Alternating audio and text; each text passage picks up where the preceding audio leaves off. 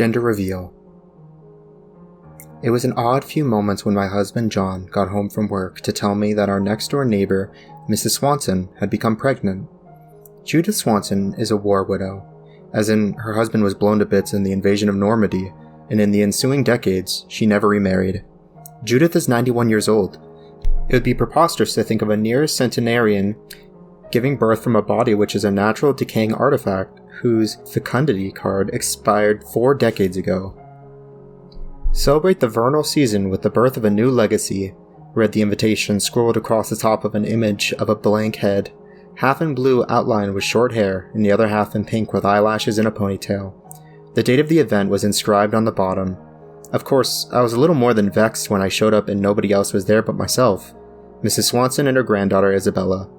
Unfortunately, very few of my grandmother's friends or siblings are still alive, but thank you for coming. And I assume you can already tell that her and my parents are estranged. Oh, it's no problem. I appreciate the invite, I said in an obvious, disappointed tone. Would you like to see the sonogram? Sure. You're late, I repeatedly texted John, obtaining no response. Where's your grandma? I asked Isabella while gazing upon a black and white x-ray of an obviously healthy fetus. Oh, she's just putting her face on. You know this is a proud day for her, and she wants to look her best. I can imagine, I replied, trying to be nonchalant at this ever more bothersome turn of events, but I wouldn't be rude and just leave. Where's your husband? Asked Isabella with a somewhat excitable disposition. She gleamed a bright smile the entire time. Oh, well, he's on his way. He left earlier to help his brother fix his car. She breathed faintly. Well, this is a lovely house. Well, thank you. It's mostly my doing. Graham doesn't move around so well anymore. I understand. Several awkward moments of silence passed before Isabella hit me with a rather odd and admittedly forward question. Has your husband been coming home late from work recently? In fact, he has. But how can she know?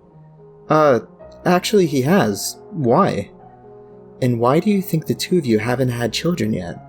I was dumbstruck. My pulse began to thump in my carotid artery, and my forehead began to perspire. Thou shalt not covet thy neighbor's wife, or granddaughter would be more fitting. We're very pious, I'm sure you'd agree. Before I could answer, I heard the footsteps creaking slowly down the stairs, like some unspoken impending doom, and my heart began to race. You mean your grandmother? Oh, honey, Isabella began. You're so misguided. This is my gender reveal party. Do you really believe my grandmother could bear children at 91? Anxiety, shortness of breath, nearing nervous breakdown? What are you telling me? I asked with quivering, rapid-fire speech. I'm telling you that we've taken care of everything, not only your divorce, but the life insurance settlement coming your way. Oh, and there she is! Over here, Graham! My hands began to shake as Mrs. Swanson made her final step from behind the wall in her orthopedic white shoes to the living room floor and turned the corner.